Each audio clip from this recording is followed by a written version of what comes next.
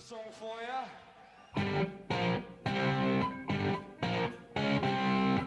You're listening to Deep Purple Smoke on the Podcast. I will do one episode for each song the band recorded in the studio. However, this is a fan podcast and not band endorsed. It's more of a tribute to their long history, well beyond just the hits, and my way of giving something back to a band that has given so much to me. Let's dig in!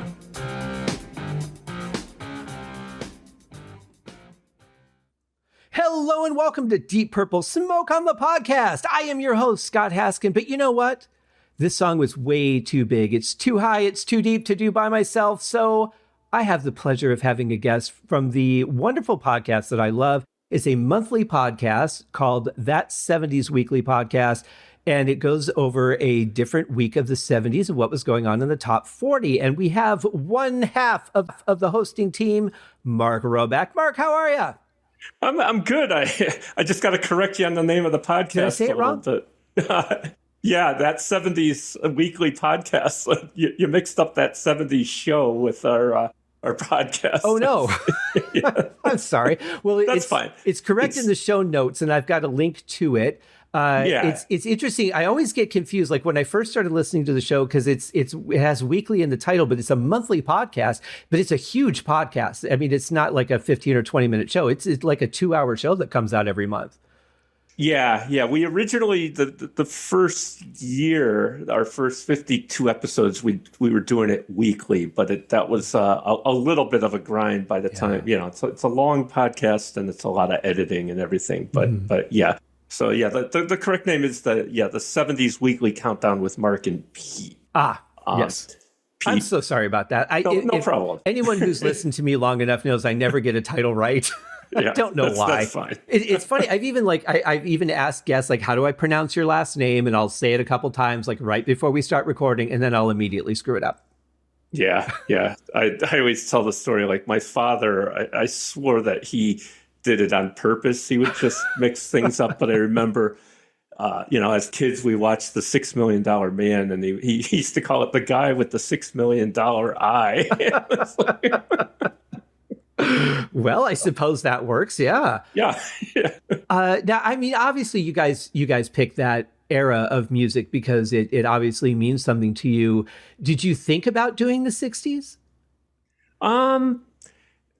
Not really. I think the evolution of our show was that Pete and I we went to college together. We've been friends for years, and we worked together too. And we actually worked like one cubicle away from each other, and we would, Sirius XM would replay the 70s top 40 countdowns, Casey Kasem American Top 40 over the weekend, and we would come in on Monday morning and we'd be like, hey, did you listen to that? And it's like, this song was lousy. That was great. I didn't remember this. And so after we became friends with Nate and John over the Deep Purple Podcast, Pete actually guested on one of their episodes, and I listened to it and I said to Pete, we could probably do a podcast about the AT-40 because we talk about it all the time. So that's kind of how it evolved. And I think both of us really like the music in that era as well. And it's kind of, we're kind of children of the 70s, maybe a little later 70s, but we both had older siblings. So we were exposed to that late 60s, early 70s music for sure. And then when we started to develop our own tastes, we were right in the heart of the 70s. Yeah, it's such an interesting era of music. We were talking before we started recording about how music was just evolving so quickly and then just kind of stopped, and we just got like a lot of replicas as bands were like, okay, I see what people are doing. We can do that. We'll do that, instead of here's what we want to do and doing something a little different or innovative like the earlier 70s bands. Yeah. I really have a love of that late 60s, early 70s period when music just evolved at such a rapid rate. Even, you look at like what the Beatles were doing in the mid 60s to when they broke up. It's like night and day, the music really. And then all the bands that came out of the UK, with the American blues influence and what they were doing. It's fantastic. I mean, recently I've been getting into the Peter Green era Fleetwood Mac. Oh, okay. That stuff is great. Mm-hmm. Yeah, I never really listened to it before, but I heard a couple songs. I'm like, wow, this is a Fleetwood Mac that people kind of don't know about. Yeah. Roger Glover, because Fleetwood Mac opened for Deep Purple in one of their earlier periods, and Roger Glover said, if you'd have told me that they would go on to be the band that they became, I would have said you were joking, because they were just a simple blues band back then. Yeah. But yeah, really, really good music. Yep, yeah, for sure. For sure. Well, and it's such a creative and different time. The 70s had a certain sound to the recordings. It had, a certain feel to just the atmosphere of music. And then you get into disco, which was a lot more tinny with a lot of hi-hats. And it really is just a fascinating period because it encompasses so much. Yeah, and we've done a few episodes now of at the end of the 70s, 1979, and it's like you can really see music turning a corner. Mm-hmm. All of a sudden you got Blondie coming in, and you've got Michael Jackson. What he would become. He started his solo career in 79, right, coming out big time, and it's so interesting.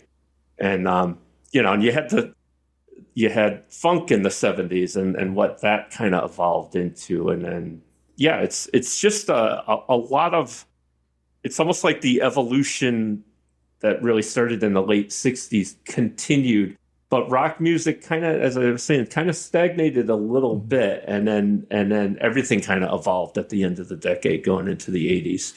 Yeah, and it must have been really interesting for record companies, too, to decide who they were going to sign, because you would have something new come in, like, say, whoever was the first to sign disco, and say, we're going to take a chance on this. I mean, I think people will like it, and then opened up a whole new genre of music in that. It died quickly, but I think that would have been huge burnout very quick if that had continued on for too long. You can only do so much with that.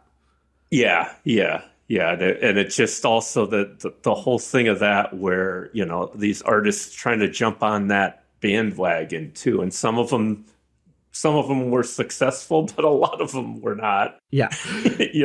And it was almost like, and to your, a beaten eye at the time too. It's like, for us, it was like, God, all the stuff we used to listen to is getting moved aside on the radio, and that's where I think the backlash happened too. It happened so quickly. Mm-hmm.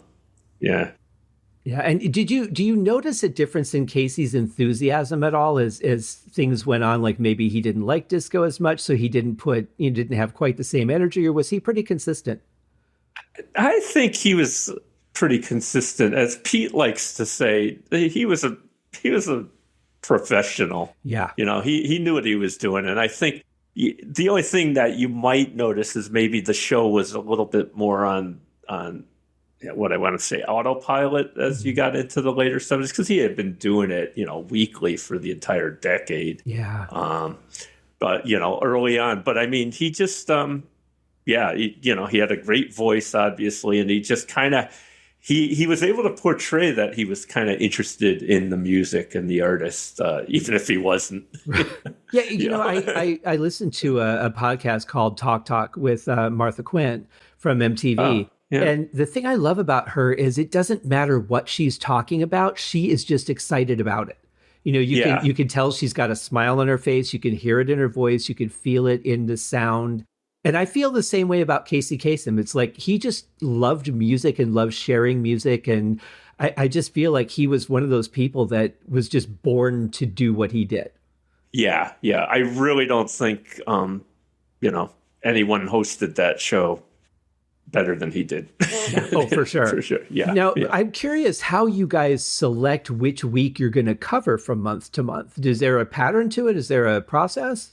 There's a relative pattern. I mean, we sort of advertise that we pick a random week, but we also didn't want to, be doing like the same year, like 3 episodes in a row. So what we try to do is kind of pick an episode that roughly falls on the the date that we're in, month, week, or whatever, and then we'll juggle through the 10 years of the decade so that we're not doing the same years too close. Mm-hmm. But I will say we've kind of gone all the way around where of late, if we have 5 songs that we haven't had before in the countdown, where that's a lot. So, but it's kind of interesting too, because I think we rate each song, and we don't stick to the fact that if we rated it one way in a previous episode, we're going to stay that way, because our musical tastes are still evolving. Mm-hmm. You hear more stuff and stuff you haven't heard before, and maybe you have a newer appreciation. Well, and sometimes too, and music, I think, has the power to affect you, but it also has the ability to be controlled by you. So like if you're in a bad mood the first time you hear a song, you may not like it just because it just wasn't a good time for you to be hearing a new song. And if you hear it when you're in a great mood, you're like, you know what, this is exciting. This is a great song. I really like the bass line or whatever it is that just hits you because you're paying more attention to it. Right. It's not necessarily whether you would like the song or not. I think the environmental or the time frame has a lot to do with your connection to a piece of music. Yeah, you definitely. I mean, that there's certain pieces of music, it's like, oh, this just brings me back to a time frame. And then there's quite a few songs I can say that when they came out, I was like, this is awful. And now I'm like, oh no, this is better. And I also said, I tend to go hot and cold on artists and bands, big artists like Aerosmith. Sometimes I'm like, oh, they're great. And other times I'm like, I don't know. I don't think they were all that special, Yeah. I'm going to anger all the Aerosmith fans out there, but, It is interesting. I find their career fascinating because it was so up and down based on how often they were in rehab or not. Yeah. And whether they had to bring in songwriters, whether they had to get a new producer, whether they could control the band or not. And I think they could have had an amazing career if they just stayed in music and didn't get involved in all those substances. They had a good resurgence with Permanent Vacation, but then went back into rehab again. And it's like, I've never done drugs to the extent where I'm like, wow, I have to get higher. I need this or that. I've smoked pot twice in my life, didn't feel a damn thing. And I mean, I got higher on, nitrous oxide at the dentist than I did smoking pot. And so I get why people do it. I mean, just like getting in a different mental state, I understand what's behind it. But man, if you're on top of the world and you have that pressure on you and that responsibility, personally, I'm just more inclined to do everything I can to be responsible to that than do everything I can to ruin it. Yeah. And I mean, look at how many bands and artists it has ruined. Mm-hmm. It's really kind of awful and sad, but and I didn't mean to pick on Aerosmith. There's a lot of bands. I'll piss off some more people. I'll say, the Doors I go hot and cold on. Mm-hmm. I don't know. I was like a huge Doors fan in the late 70s when I first, got into their music, and then I went cold. But then I'll hear a song and I'm like, oh no, they were really, really talented and good. But I think a band can get stale though if they don't change their sound. If they just have like, here's what we do. We're a blues band and every song we do is blues, or we're a Southern rock band. It just, after a while, it's like, you're not evolving, you're not doing anything, you're not growing this. So it's kind of, after 3 or 4 albums, I'm just kind of not interested in you anymore. Yeah. So we're talking about Deep Purple. What was do you remember when you first connected with Deep Purple, what the first song was you heard or any of that?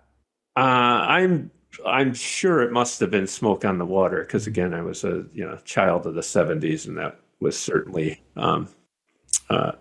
in the playing on the radio and everything. But I also remember probably early high school or whatever, hearing some other stuff. I remember there was a friend of mine, Andre, that Lazy was like his absolute favorite song. And I'm like, really? And then I listened to it and I'm like, oh my God, this is fantastic. Of course I had heard Hush as well. But I didn't know all the iterations of the Mark I, Mark II, and that stuff. And Burn, of course, the big hit songs. But I've always, I realized this only probably a few years ago too, but it's like, I always thought I was like a rock guy, and I think I'm actually more of a blues rock guy. Really? And I think so those bands that came, as I talked about, out of the UK that were, that they took the American blues and did their rock and roll thing with it. I think that's what I kind of really connected to. So.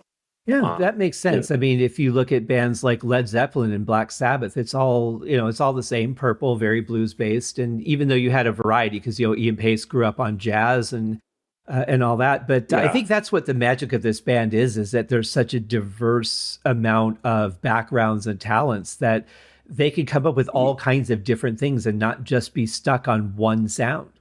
Yeah, and I think. These bands like Deep Purple that just have everyone in the band is a phenomenal musician. Mm-hmm. I mean, and to be able to gel that and put out great music, that's what I appreciate too. Yeah. Well, I think it's interesting. I look at a band like Guns N' Roses, for example, and they come out with their first album, Appetite for Destruction, and it's a smash success. And then they have to do a follow-up on that. And the record company's like, hey, in a month or whatever the time frame is, we're going to need another album from you. And they're like, well, wait a minute. We've been working on these songs for years. And it's a huge difference in pressure and all that. Deep Purple came together and they had a weekend to write, to record their first album.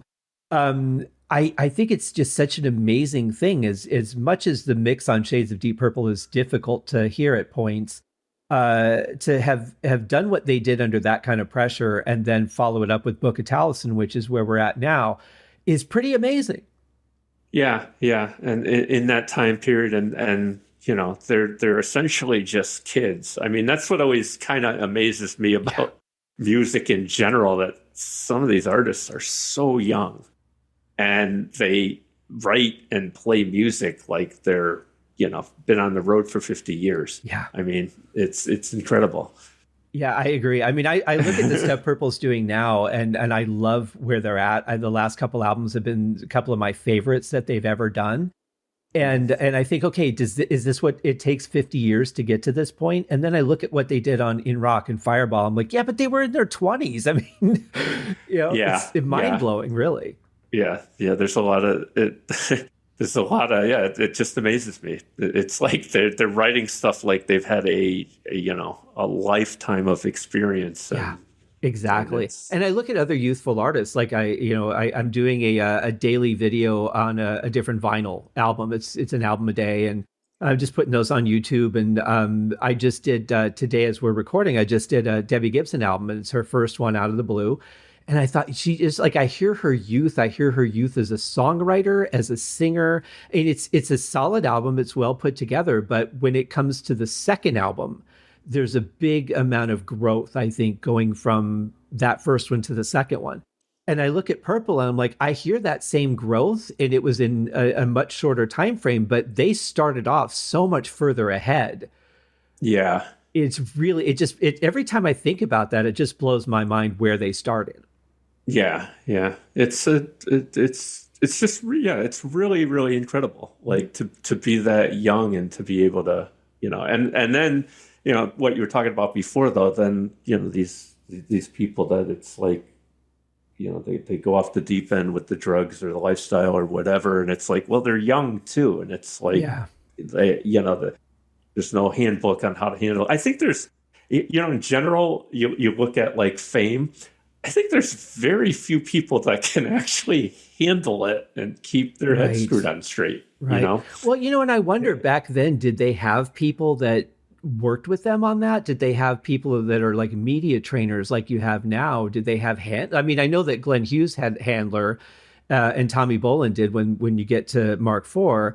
But did they have any training? Did the record company step in and go, okay, here's how you're going to keep your nose clean. Here's how you're going to do this. Here's how you're going to do that. So they knew what to do. I honestly don't know. Yeah, I don't know. It might have been different for everybody, whether it was whoever was managing them or the record company. So, I mean, I know no one was telling John Lennon what he could and couldn't say. Yeah. So you picked a cover song to be on the show, and I'm curious, how do you feel about this? Are you one who tends to, whatever version you hear first, you like more, or can a new version of a song that you hear usurp the first one? I'd say all of the above. I think in general there are quote unquote good covers and bad covers. What I don't like actually is the covers that are almost so much like the original. It's like, why did you bother redoing it? What I do really like is if somebody puts their own mark on a song, their own style or whatever, and kind of adds something to it.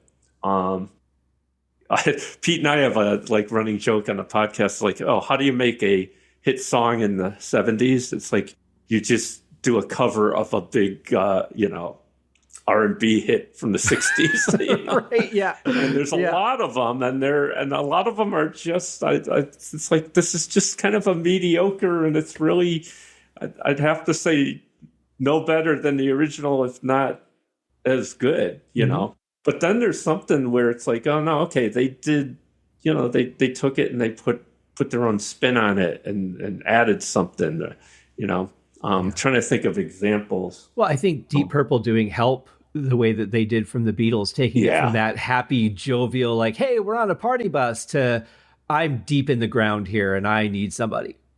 Yeah. And to reference the song we're doing today, I mean, Proud Mary by Ike and Tina Turner versus the CCR version. I mean, I love them both, actually. I think Ike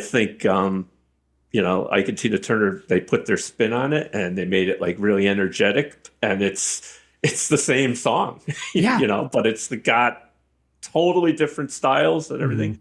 I'm trying to think of some other examples off the top of my head. I forgot CCR did that. You're right. I just listened to a version of Kim Wilde doing Yvonne Elliman's "If I Can't Have You." Okay. So now you're talking 80s. So you're talking synth production. You're talking very stuck to the metronome kind of music. And I thought, wow, I like her voice on it, but this song just has no heart to it. I'm just not feeling the emotion. It sounds good, but I'm not feeling it. Yeah, and that's the other thing too. You can put your own spin on it, or production, and kind of make it really awful too. Yeah, it didn't need to be done. It's just like remaking, classic movies too. It's like, if the movie was like really good, no reason to really remake it unless you're going to do something different with it. Right. If you take a mediocre movie and remake it into something good, that's fantastic. That's been done quite successfully, Yeah. Well, I don't know. Hollywood's doing that 15% rule of, if we can do it for 15% of the original budget, we're guaranteed to break even at the least, if not make some money on it. So then you go, all right, well, what can we remake? What's our list of things that we have the rights to? And sometimes it works and sometimes it doesn't. We'll see. I hear that there's a remake of The Running Man coming that's going to be more like the original book. And I'm like, I don't know. I'm going to miss Arnold Schwarzenegger and his one-liners. Yeah. Because that was, the way that movie was made, it was kind of campy. And I'm thinking, if I never read the book, but if it's not campy, it's going to be something totally different. It had nothing to do with the original book, except that there was a guy named Ben Richards who was on kind of a game show running from people. That was about it. But I don't mind remakes in that, but you're right. I want to see, I don't want to just watch other people doing the same movie. Like, do something that's different. Put another chapter in the story instead of redoing it. Like, tell me what happens next. Yeah. there's been a few movies that older movies that I've loved that they've remade, and I just thought it was awful. There's a movie in the '70s called The Taking of Pelham 123. Yes, it's great, and they remade it, and it wasn't bad, but it was just really, really mediocre. And then also The Manchurian Candidate. That's another one from the '60s. A fantastic film starring Frank Sinatra and Angela Lansbury, and they remade it, and it was like, it wasn't that the acting was bad or whatever, but it was just like those two movies were great, and you didn't add anything to it that, right. Yeah, really. One I loved both versions of, and you might be familiar with, is 12 Angry Men. Oh yes, yeah. I'm less familiar with the remake, but I have seen it, and that's the case where, that's the type of movie though that it kind of could use an update. It could probably use an update every 25 years or something with how society changes and people's attitudes. But the basic premise of that movie is, yeah, that's fantastic. I don't. Like that, something like that, I don't have a problem with it, because that can evolve with the times, right. And music is like that too. I mean, to a certain extent as well. Now, I know Scarface was a remake. I've never seen the original, because I think the Al Pacino version is just so incredibly classic that he played that character so well. I can't imagine seeing anything else and going, yeah, this was better. Yeah. And to think Harrison Ford almost got that role. Yeah. I can't picture anybody but Al Pacino doing that role. And Al Pacino, I read, auditioned for the role of Han Solo in Star Wars. Could you imagine how different our world would be if those two roles were reversed? I can't. I could almost see Harrison Ford more in Scarface than I could see Al Pacino in Star Wars. I can't. I don't know. Yeah, I mean, what, we're gonna fly the Millennium fucking Falcon? Yeah, go into a fucking asteroid field. I just can't even picture him in space, frankly. Nope. Like, no, he's like in New York, or he's nowhere, or Miami, I guess, in the Scarface. Exactly. On the Haskincast podcast, just came out today, or yesterday and today, because it was a 2-part episode. Corey Morissette and I did a deep dive into Glengarry Glen Ross, which was another one that, man, I just love that movie. Brilliant movie. I got to see it live on in Phoenix. And I mean, it's just such an amazing story. They drip all these things in there. They don't tell you what they are. You don't really understand them, but you get it enough to not need to know everything they're talking about. And as I'm doing like a critical watch of it, as you might have noticed, like listening critically to music as opposed to casually, you pick up on all these little nuances that you never did before. Does that ruin it for you? Are you able to go back later and listen casually as opposed to like the critical listenings we do on these podcasts? Yeah, no, I could still listen casually. I think for me it's actually enhanced my enjoyment of music, because I used to say too, it's funny, like when I was younger, it's like the lyrics just went right over my head. Like it's like, oh, you might, remember the chorus or something. And then I remember you're so vain, the line where she goes, I had some dreams, they were clouds in my coffee. I thought she was saying, I had some dreams, there were clouds in my coffee. So there's like one word I missed, and it's like it never made sense to me. It's like, oh, that's stupid, doesn't make sense to me. Right. Yeah, and it's funny how the slightest bit of difference, like an apostrophe, can make a complete change in the meaning of a phrase. Yeah. But Dimitri Martin had a comedian. He had a bit on that. He goes, "There's a big difference between being at a funeral and saying I'm sorry and I apologize. They mean the same thing, but they really don't in the right circumstances." Yeah. But yeah, in general. So I think but critically, you're paying attention to the lyrics, and then you're also I'm enjoying like the history of the songs too. That's something I never really knew about a lot before the podcast. And it's like you read about some of these songs, it's like the artist didn't want to do it, and it became their biggest hit ever and made their career, you know. They thought it was lousy. They the record company wanted to release it as a single, and it's like, it's not going anywhere. And, it's a number one song. Well, yeah. I mean, even Smoke on the Water, nobody picked that as a hit. It was a throwaway track. It was just like, hey, we need one more song for the album. What was that riff we were doing? Okay, we'll throw it together. And they're like, the record company's like, we're going to release that. And the band's like, why? Yeah. No. But that's almost the magic of music too, where the actual artist doesn't appreciate. Right. Well, but to them, it was a 6.5 minute track. I mean, there was a guy at Warner Brothers that said, hey, I think there's something here. Let's edit it down. The band knew it as a completely different song. So, I mean, for them, it's like, yeah, you can't release a 6.5 minute track on the radio, you know. I get that. But yeah, it's fascinating. And I think it shows how blinded we can be by music, by our own like if you're writing something, you can easily be blinded by your own creation. You get sick of your own music. I can say that as somebody who, I record, mix and master my own stuff. So by the time you're done with an album, you don't want to hear it anymore. You're just done with it, Yeah. So certainly understandable. But I'm curious why you picked this particular song to cover. Well, first of all, I had heard the original over the years, and liked it, and so when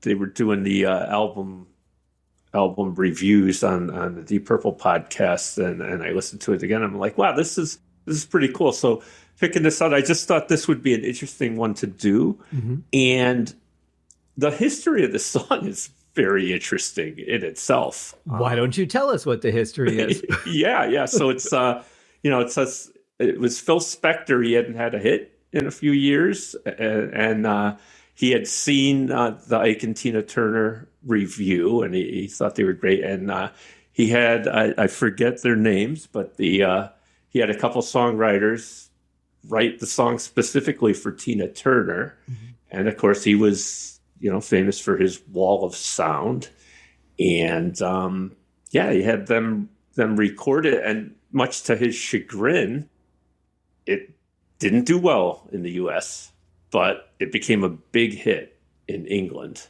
which is probably why Deep Purple ended up doing a cover of it, and it kind of, in a way, made Ike and Tina Turner's career, because they ended up opening for the Rolling Stones after that because of the big hit in England. So that's pretty amazing.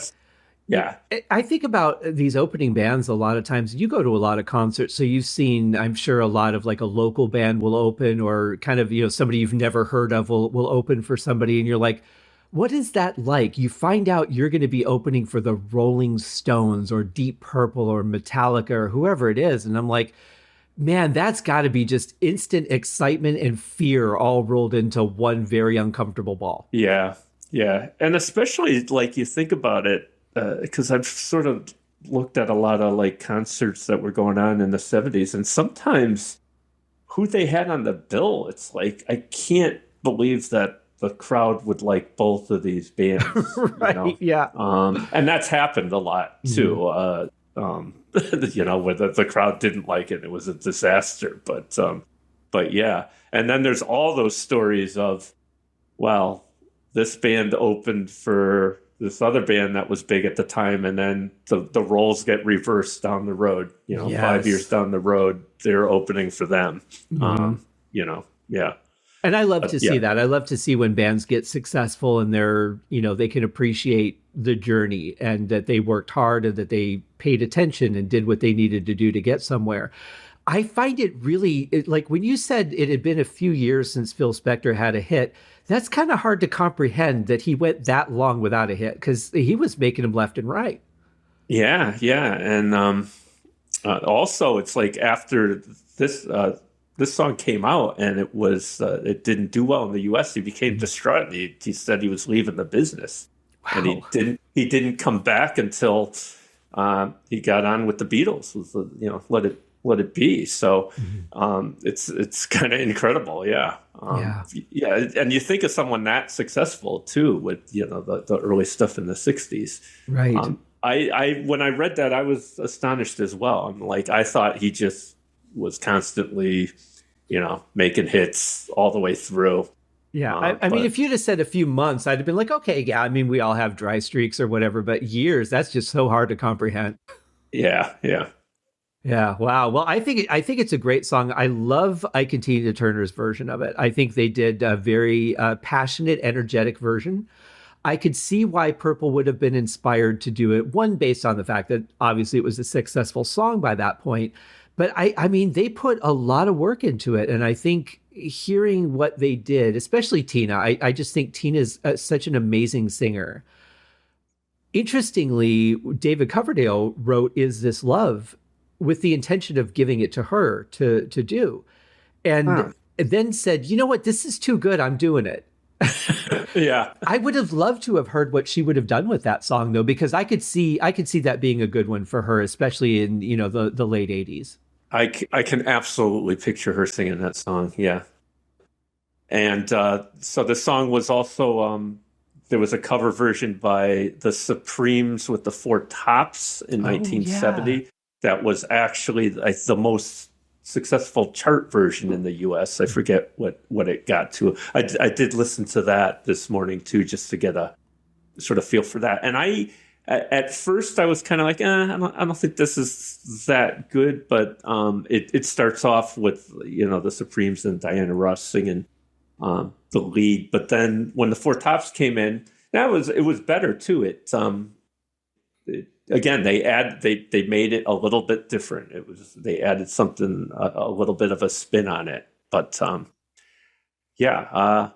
don't know, of the three versions. Well, we'll get into the song, and then maybe I'll make a final choice at the end of which one I like better. But if I like any of them better. It's tough when you're dealing with three good versions and three versions that are really unique. I mean, if you're talking about, okay, Elvis did this song and then the Big Bopper did the same song and then somebody else came along and did this song. Like those were all similar enough a lot of times to where it's like, okay, well, they're basically the same song with a different singer. But here, I mean, you've really got some unique spins on this. I thought what the Supremes and the Four Tops did, I forgot about that. But yeah, that was a really cool. I wish they would have collaborated more because I think they sounded really good together. Oh yeah, yeah. The mixture of the female chorus essentially and the male chorus is great. Yeah, that adds a lot. I mean, look at the male-female duets that are big hits too. I like a lot of those. Now, interestingly, this song was released on a single, but it was the B-side to Listen, Learn, Read On, which our dear friend John Mottola was a guest on for that episode, and we dug into that one. I do have this 45 actually from Tetragrammaton. And I have two copies of it. One's in crappy condition and the other one's in really good condition. So, I mean, we're talking from 1968. So what can you expect on a 45 that was in a paper sleeve? Yeah. Are you ready to check this song out? Absolutely, yeah. Let's listen to a little River Deep Mountain High from Deep Purple Mark I.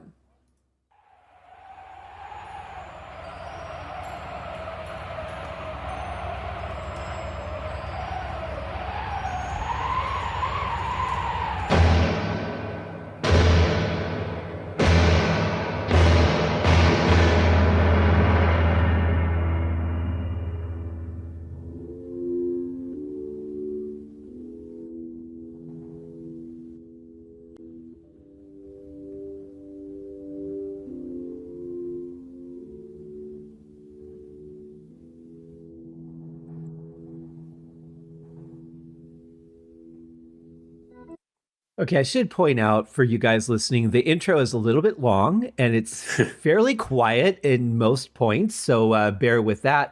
But it's interesting, the wind machine was in full effect, and this is really the first song on this album that has that effect, something non-related necessarily to the song, whereas on Shades of Deep Purple, we got it in every damn song except for And the Address. Yeah. I've always thought that the intro was a little bit long for me on this song. What are your thoughts on it, Mark? Yeah, yeah. What's interesting too, though, is it starts off quite sinister, like Yeah. for what the song will become as it goes along. It's like, what is this? It's like, is it? You picture like you're outside some like dark castle somewhere, and the wind's blowing, and what's going on. So yeah. I think this is the part where the ragdoll goes missing and you find out that somebody just stole it away the whole time. And yeah, you're right. It is really a dark opening for a kind of a love song. Yeah. Let's see where it goes from here, because it does have its peaks and valleys until we get to the lyrics.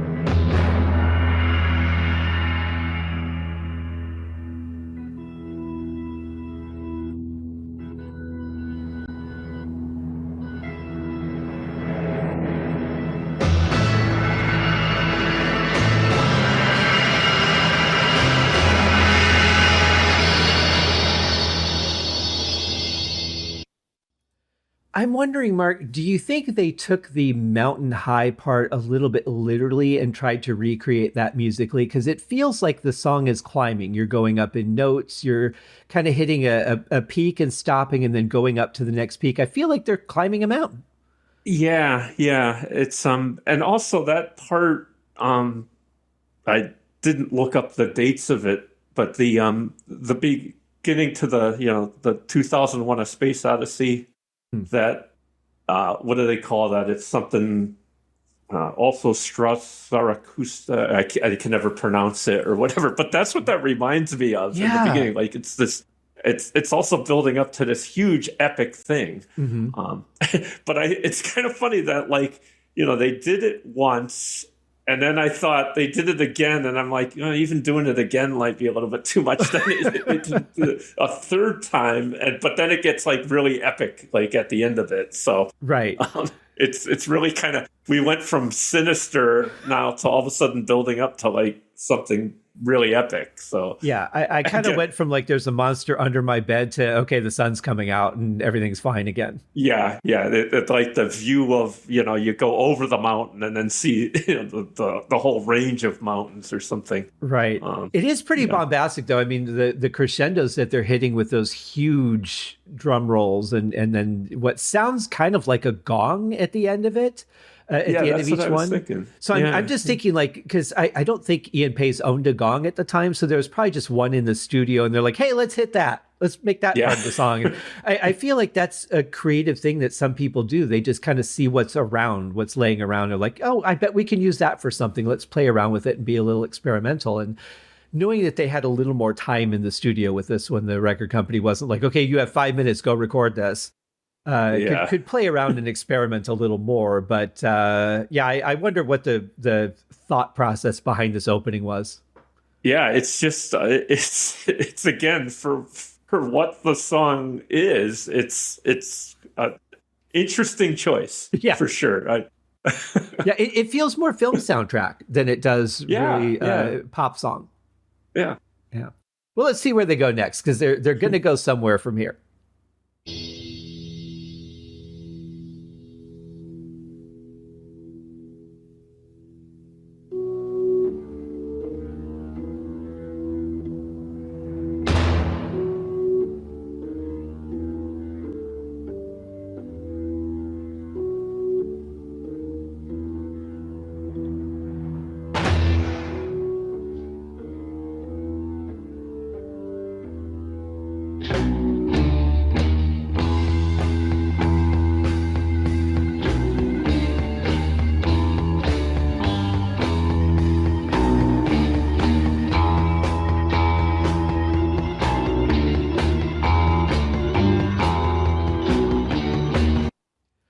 Okay, but don't you think we're a little bit back to creepy again? Yeah. Like it went creepy. And then I kind of liked it that it was like kind of low in the mix there, but then that crash was like a little jarring to me. I just wish they had left that out, because then when it gets into this thing where now the tempo's starting to increase a little bit, I think that quiet part would have led into this more smoothly than with that that jarring crash that would come in the midst. That but, and I think what John Lord is playing too, that just that build, like some of those notes are a little creepy. Yeah. So how far are we into the song? 2 minutes and 15 seconds. Yeah. So and we've gone really nowhere. Right, but like it's like a lot. Like like it's as you said, it's like we went creepy, then we went epic, then back to creepy, and now all of a sudden the tempo's starting to pick up. So where's it going? you definitely, this could not have been recorded to a click track. I mean, click tracks weren't used in the 60s. They just didn't exist really, but you couldn't do this to a click track unless somebody is sitting there turning it up, which would make it completely difficult to follow. All right, well, let's see where they go from here.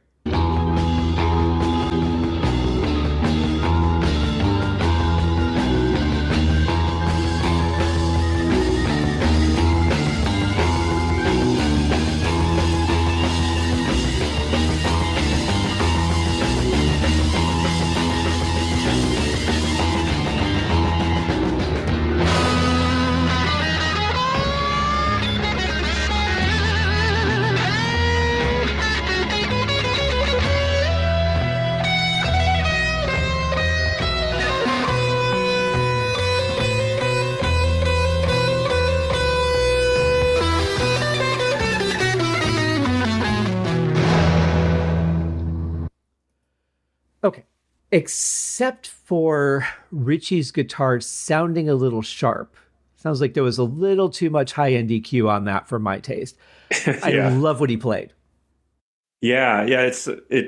What immediately came to mind was Stargazer.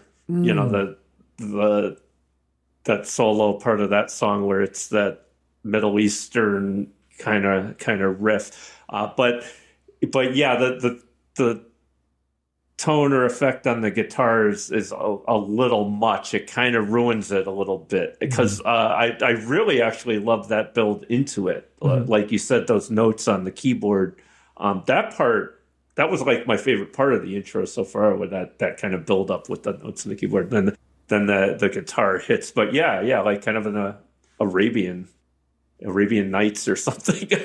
Feel. I don't know if they ever did this live, but I could just see them looking at each other going, how many times do we do this before we stop?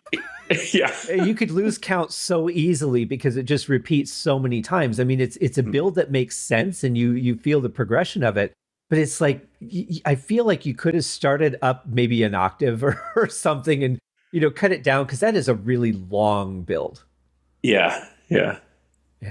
It's cool though. A lot of power. It's really powerful. I love the edge of your seat feel. But again, I love the part on its own. But again, I don't know how it fits the song. Right. Yeah, it really is though. It's like it keeps you guessing. Like where is this going? Actually, especially if you're somebody who knew the song. Like if you had heard it and you're familiar with it, you're like, oh, cool. Deep Purple covered the song. What the hell is it? Yeah. Exactly. Yeah. But and the other thing too is Nick's bass. I have to say, I think he's a fantastic bass player. And if you listen to the notes he's playing here, he's all up and down the fretboard. He's playing the root notes to give you that low end thickness, but he's also playing on the first and second strings where you're getting some brightness and some good clean tone out of it. I think he's a fantastic bass player.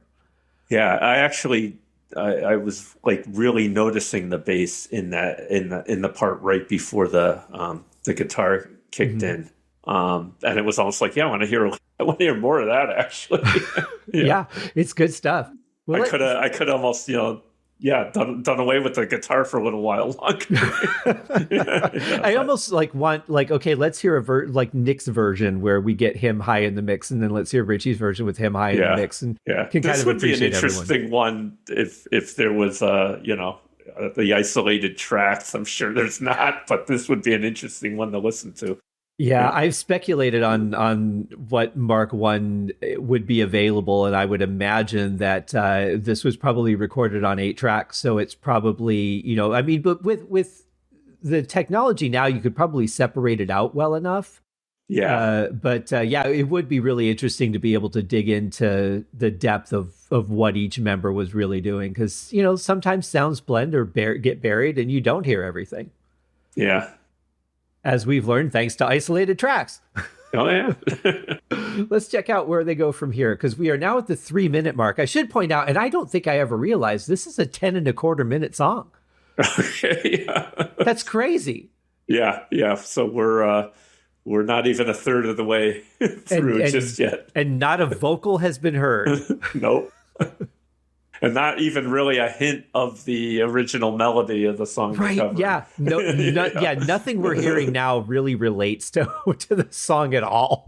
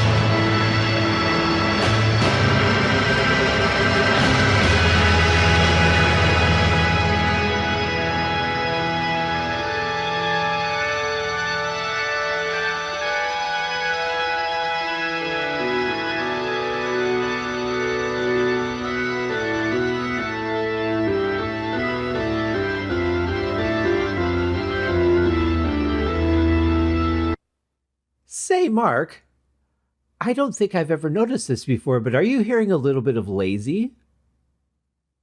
Oh, yeah, actually, yeah. When just like it was interesting because there was like multiple things going on in the organ too. But yeah, there's a little bit of a Lazy a riff or what have you. Yeah, in there. Like the opening that he usually plays in concert, introducing the song. Yeah. Interesting. I've never picked up on that before. Yeah. Unfortunately, again, we talk about the production or whatever. It's kind of tough to pick out everything a little bit. But everything sounds harsh. Like the organ sounds harsh, the guitar sounds harsh. Yeah. It's like they were really they didn't put a compressor on it, and they were really hitting the peak of what would start distorting if they went anymore. Yeah.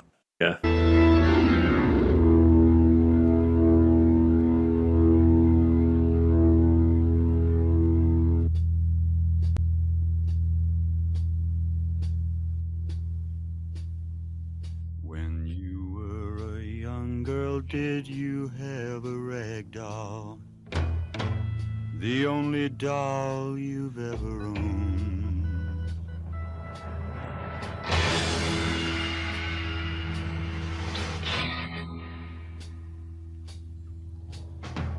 Now I'll love you just the way you love that rag doll. Only now my love has grown. Neither one of us are big lyric guys, okay? And I've always considered myself a romantic person, but I don't think I've ever gone up to a girl and said, our love could be like your rag doll. Yeah. Yeah. Again, too, like vocally, it's creepy here. Yeah. I mean, let's face it. It's like the tempo's slowed down.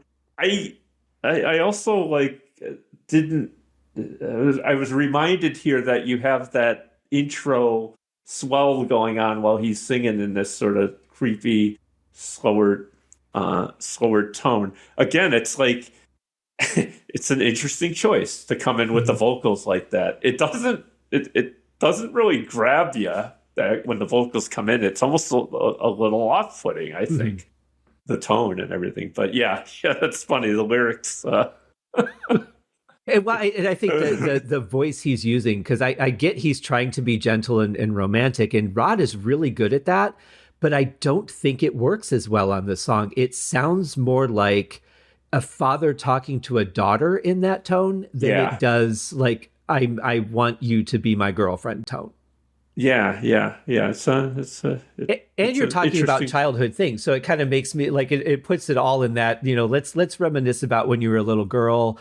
I don't know how I'm going to turn this into something romantic, but I got to start somewhere, and I got no game. Yeah, maybe that's what they were going for. Like, let's start it out like the father talking or something. Right. I don't know. Yeah, I think the concept of it is kind of neat. Like, I like the idea of being gentle and romantic and saying, let's take a walk down memory lane. I want you to go into a good memory or whatever. Like, I get that, and that's kind of cool. But I think it's about to get a lot better, because where he goes from here, I think, is really my favorite part of the song.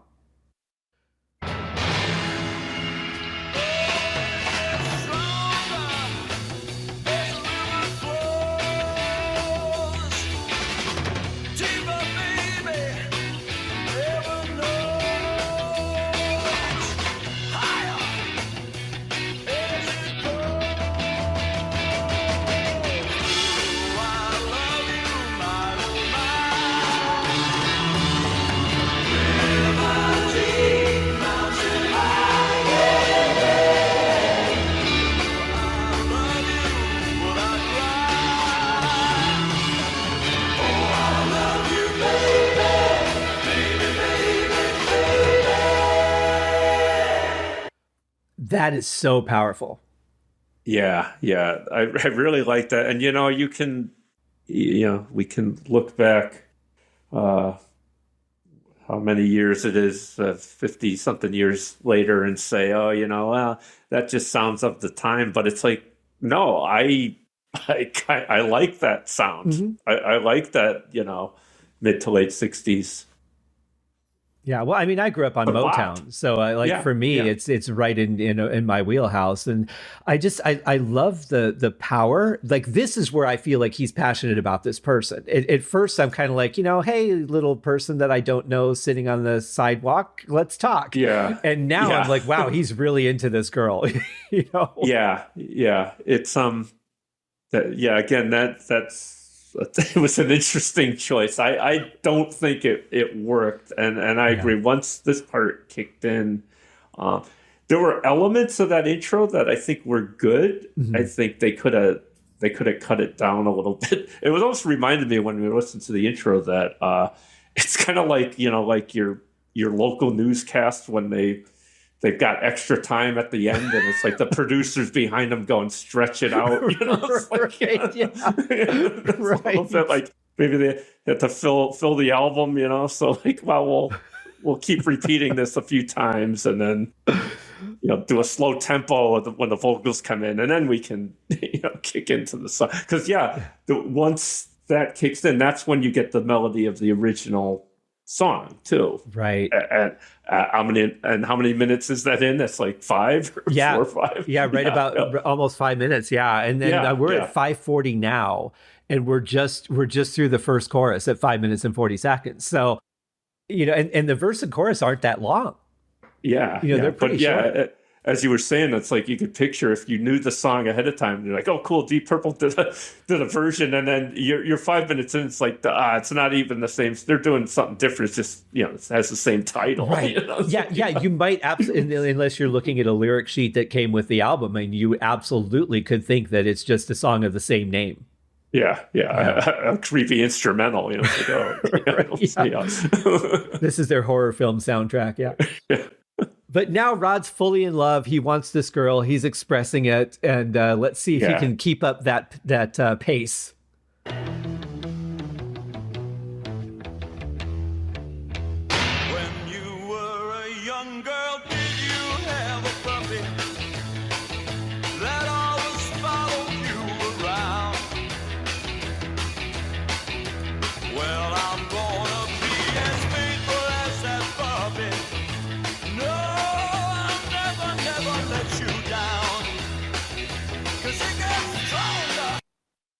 I just want to stop it here because it feels like a different song. They're playing a different riff behind the verse, which is cool. I like that. I like that they didn't just keep repeating. And that's, I think, one of the things that's a big attraction about this band is they're not a copy-paste band. Mm. And like Richie's playing here, it's like, again, if you asked me, after hearing the Mark II stuff, it's like I would have never thought he was playing this. But then, the Deep Purple podcast covered the studio stuff he had did, with other people earlier in the 60s. It's like, oh yeah, perfectly timed. And it's actually, that riff sounds, I actually really like it in the background there. It goes along with the song, really well in Rod's voice. Yeah, it is kind of funny to hear a song like Speed King and then go back and hear If You Gotta Pick a Baby by Glenda Collins. And I think that's the same guy. Yeah, exactly. But I mean, he had been a very successful session musician and had a couple of little bands, but I mean, he did a lot of work with Joe Meek, who was pretty innovative and pretty prominent. So he definitely had some experience, but you feel like it just feels like a whole different song in this verse than it did the first verse. Yeah. And it's really good. I mean, at this point, it's like I'm all in, Yeah. Once we got over his creepy vocal entry, then this is a bop, and this is for sure. But I have to, again, kind of, I don't want to slam the lyrics, but I have to kind of say, again, like, if you're trying to get somebody to be interested in you, why are you like, hey, our love could be like the love you had with your first puppy? Yeah. No, and it can't. Yeah. And again, like, I think, a female singing it, Tina Turner, it does change it a little bit, right? Yeah. The lyrics. Yeah. There's always that trouble when they try to sort of switch the genders, and then what do you do with it? It's kind of funny. That's very true. I did a couple of gigs at a coffee house where I was doing, like, I think 3 sets a night. And I was doing some cover songs, and one of the ones that I picked was "Don't You Want Me" by Human League. And I'm like, why did I pick that song? How am I going to do that? I've got to sing 2 different parts from 2 different perspectives. So what I ended up doing was I just did her voice as if the guy was singing it through her eyes. So I instead of it being I was working as a waitress, it was like you were working as a waitress.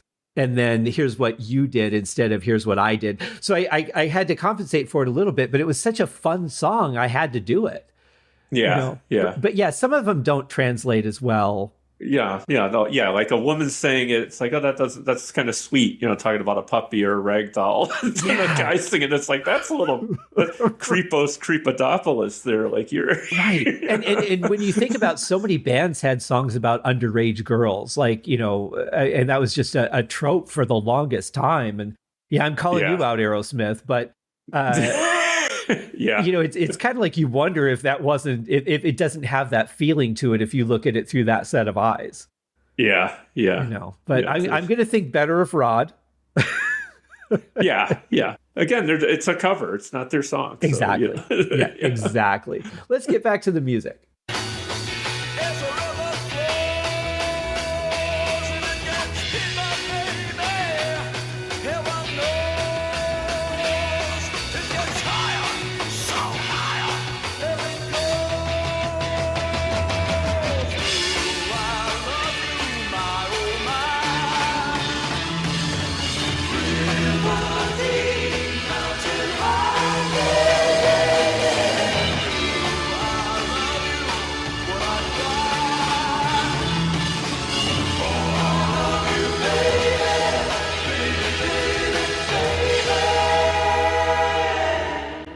I think for me, it has a little bit of mix issues, though. I think some of the instruments are a little bit loud versus the vocals.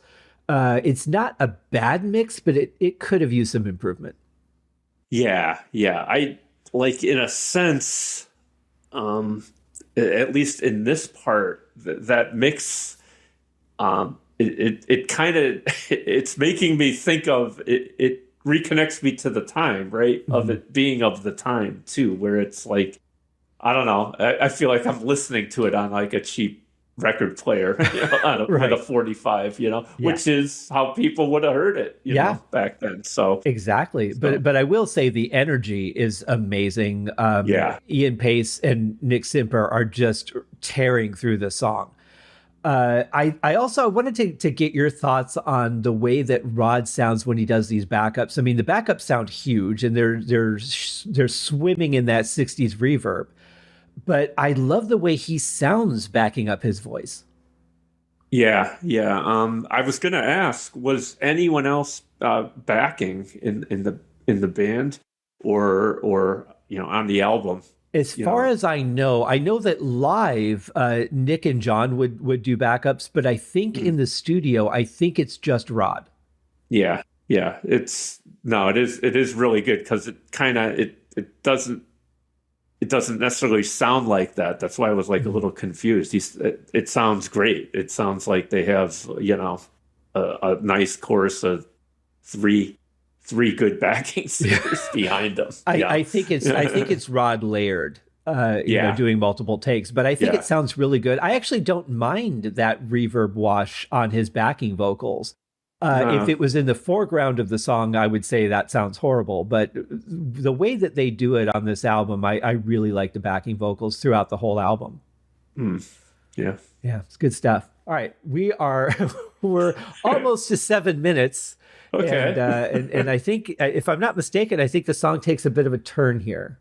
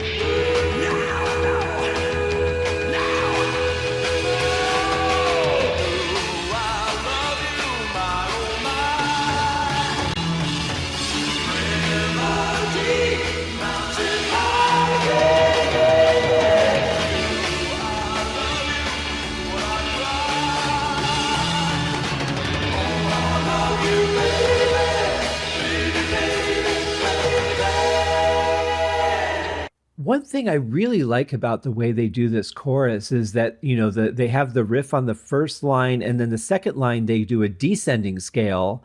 And then for the third one, they go back up again. I really like the way they mix that up. Do you recall if the original was like that? I honestly don't remember. No, and I mean, I listened to the original too today, but no, I don't recall. I want to go back and actually listen to that parallel section in the original, because I love that section too, though. Yeah. Where it changes. Yeah, and it's a great riff too. It just carries really well. It just moves along beautifully. It's not too fast. It's not too slow. I mean, I really think from the time that we get past the first verse, I think it's a fantastic song. Everything up to that I think they could have made a different song, to be honest. Yeah. I almost would like to see it remade where that intro was done. Mm-hmm. Done a little bit differently, keeping some of the elements. Some of the elements were fine, but just how it kind of builds into the final song. What I was going to say about the lyrics too in here, just about I forget what he's saying. Something like you need me like a Roman needs your song, or something like their song. I forget what the lyric is, but it reminds me of the Gilligan's Island episode where the mosquitoes were on, and then they tried the three ladies try to form the band the Honeybees, and you need us like a flower needs the sun, and right, yeah, all those 60s tropes that what's that song? Barbara Lewis, I think, did "Baby I'm Yours," and the whole thing is "Baby I'm Yours," like the mountain needs the sun, it just every comparison. And it's but when I look at it now, it's all so cliche. But when I think about it, at the time, it really wasn't. This was all still new territory. Yeah. There's a you can be far too critical looking back on a lot of stuff when you think about it's like, well, no, that hadn't been done before. It's like we've been hearing it for 50 years, but at this time it was but I actually like the lyrics in that section too. I think it's okay, but Mark, have you ever looked at a woman and said, "You remind me of this slice of pie I had when I was 7"? Yeah, that one. Well, but maybe he's he's really. I mean, maybe the pie reference too. We're thinking of it in the wrong way. Well, that could be, very possibly. I'll grant you that. Yeah. But musically, I will say, I think they're in a great spot musically in this song. I mean, it's got energy, and I can't give enough props to Nick Simper for what he's playing in this song. It's just fantastic. Yeah. It really, really sticks out. And as you said, I think, he was a phenomenal bass player. Yeah. No question. For sure. Well, he still is from what I understand. I love that he's still out there playing. Yeah, it's great. Yeah. Really cool. So we're almost at the 8-minute mark. We still got some stuff to hear yet. Here we go. We're almost at the point where it's like it could have been released as a single the rest of the song. Right, 2 minutes. Right, exactly. Yeah. Now it gets to the point where it's radio playable. Yeah.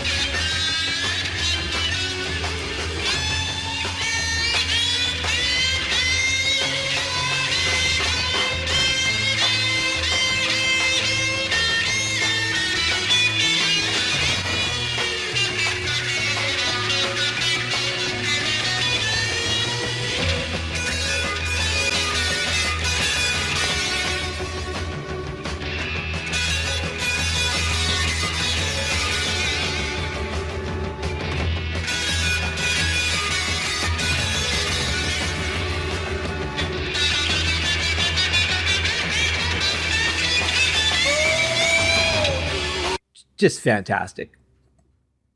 Yeah, it's interesting. Again, unfortunately that production kind of takes away a bit of that, but that's just cool, and it's kind of so cool to hear this early stuff from them as a band. To think about where they went in hindsight, well, I mean, you're really great. A year away from them writing in rock. Yeah, which is also sort of hard to believe. Like, again, this evolution of music from, I want to say 67 to like 1970 is insane. It really is. But I definitely get what you're saying. And as an audio engineer, I want to remix this stuff so bad. Yeah. I mean, at best, and this is what we're listening to the 2000 remaster version, and I think it's not bad, but I think they missed a couple of things in the remastering. I think they brought out still some of those bright peaks to try and make the album sound a little warmer, but I think it made parts of it like this a little screechier.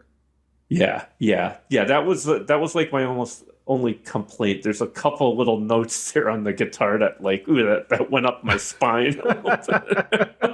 Yeah, exactly. Yeah. But the performance of it, and I like what they're playing behind him too, because they could have just returned to the riff and just played that, but they're doing a little variation of it, which again, it's like they're just not a copy and paste band. They're like, okay, let's go back to this, but what could we do differently?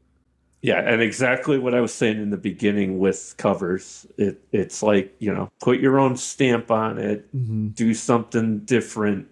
A great song's a great song, but you can, take it to your style and give the people what they want, so to speak, the fans of your style. Well, what's really funny too, if you think about it, is you think about a decade later, where synthesizers are really starting to take over music as we're heading into that British New Wave invasion. And so much of it is programmed that you get the opposite of this. You have, okay, I programmed a chorus. Let's put it here, here, here, and here. I programmed a verse. Let's put it here, here, here, and here. And music became really static for a while. Yeah. I always remember the Madonna song. Was it, I forget the title. Is it Get Into the Groove? Into the Groove. But it's like, I always remembered hearing the song, and I like the song actually, but I'm just like, that keyboard, it sounds like I can see the ones and zeros on the computer. Like, it's just like, yeah, yep, yeah.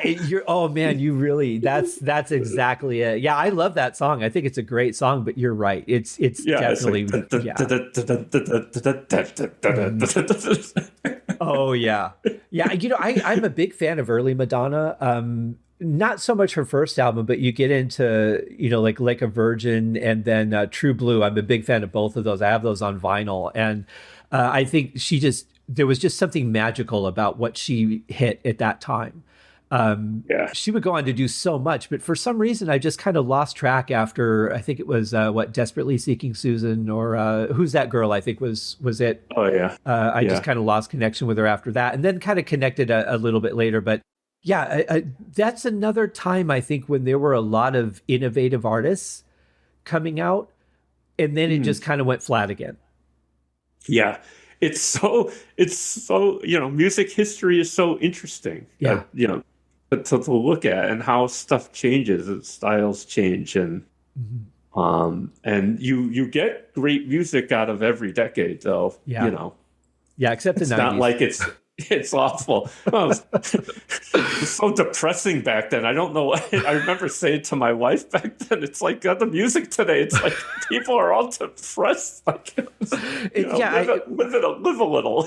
Well, John and his friend Derek and my friend Julie and I did a panel on 90s music, because John and I were very much against it, and Julie and Derek, like that was kind of their jam. And Julie lived in Seattle at the time as a guitar player. And I said, the thing is it sounded to me like the singers were like, I'm getting paid to sing notes, so I'm going to sing them. And just like, I don't want to be here was what the whole thing felt like, Yeah, yeah. So yeah, I was just like sitting there. It's like, you got to hit record, man. Right. Yeah. Tear up a little bit. And people are like, wow, let's go see this live. Yeah. But for me, I'm very much a mood-oriented person when it comes to music. And as I've done more of these reviews, even lately, I'm discovering that more and more. A song that has a mood to it will be interesting. Like, I find it interesting, the mood Rod picked for the first verse.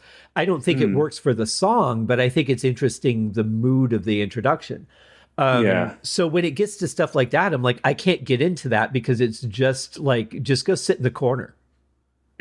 Yeah. I can't say that there were no songs I liked in that period, but sure. I just remember it just like Jimmy Carter talked about the malaise of the 70s, and I think there was a musical malaise in the 90s that's just like, what's going on? Yep, that's a perfect word right there. Yeah. Perfect word. Well, we've got about a minute left. Let's finish this one off. All right.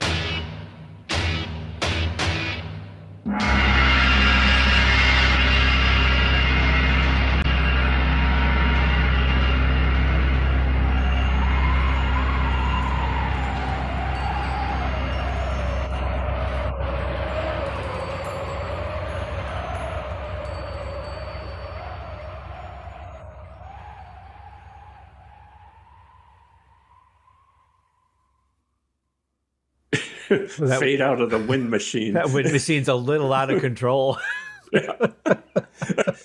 so kind of funny how the song is Right. bookended. Yeah, but it takes you on a journey. I almost want to say when we got to the end there with the wind machine, the thought came to mind. It's like, concept album. Was this like a concept song? Like there's like multiple. It reminds me of. I don't know if you're a fan of Lord of the Rings, but it reminds me when they were climbing the mountain and the wind is coming in and they've got the snow blowing on them and they're like, we should go indoors. Yeah. It's such a bizarre ending. I do love the toms though, and I'm wondering if there weren't maybe some timpani in the studio, because I've heard that on a couple of songs on this album where I've postured that it's possibly some timpani. The ring out is just way too huge, even with that reverb that they're using to be a floor tom to me.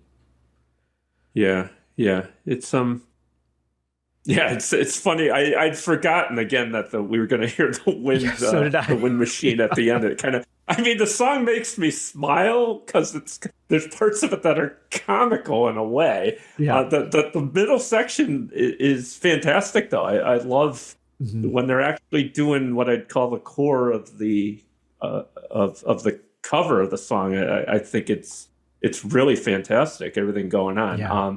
Just sort of some interesting choices, but it is interesting too, because it's like the core of the song sounds so, if I'll call it, of the time, or sort of like a cover that you would expect the Deep Purple of this time to do.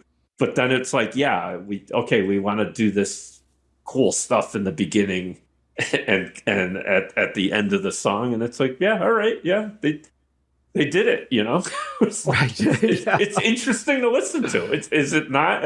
I always say it when I get to the end of something, was I not entertained? I was entertained, for sure. Oh, yeah. It is such a fantastic journey. And you set aside things like, okay, the lyrics don't really make that much sense in conjunction to what the point of the song is. The intro and outro really don't relate to the topic of the song, but it's a hell of a journey from point A to point B, back to a little bit of point A again.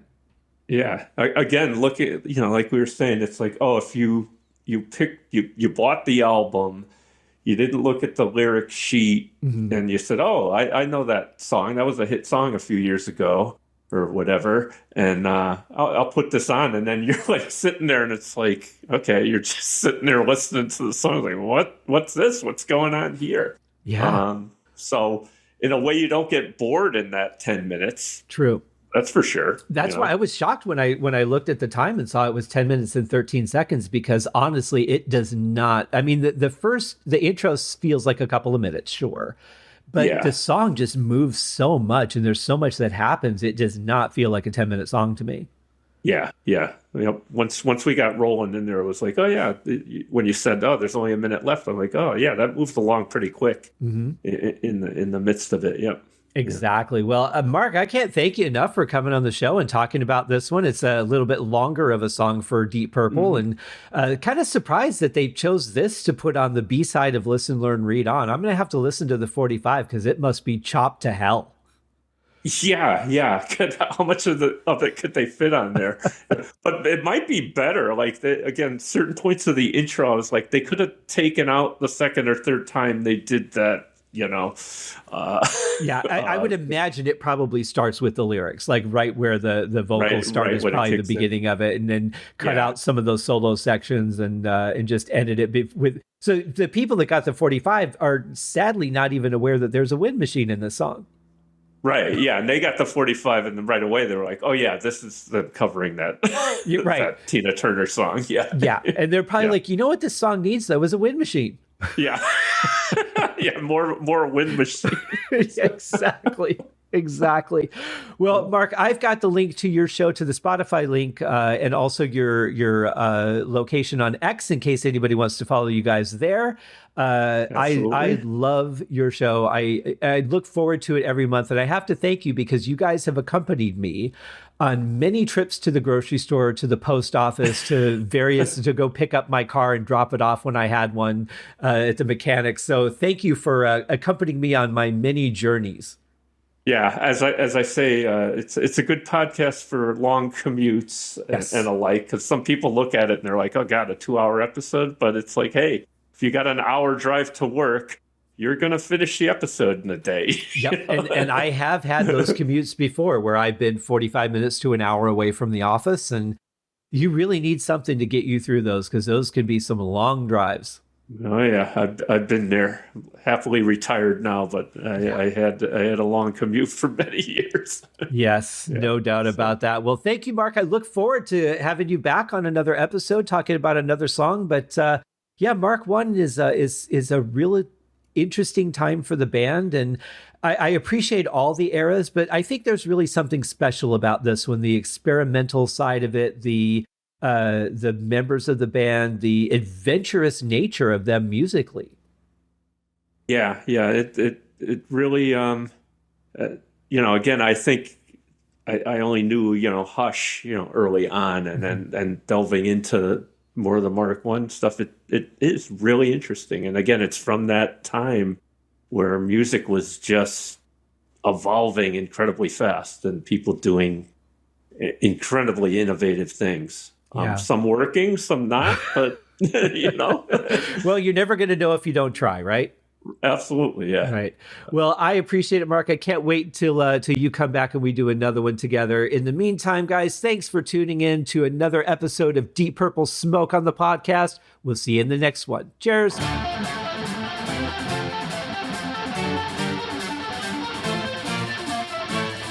Thanks for listening to Deep Purple Smoke on the podcast, a tour of the entire Deep Purple studio recordings. Please remember to give the show a rating on Apple Podcasts or wherever you're listening. Leave a comment and tell your friends. I also have a Patreon set up if you'd like to support the show. You can also write to me at smokeonthepodcast@gmail.com. I hope you enjoyed the episode, and thanks for listening.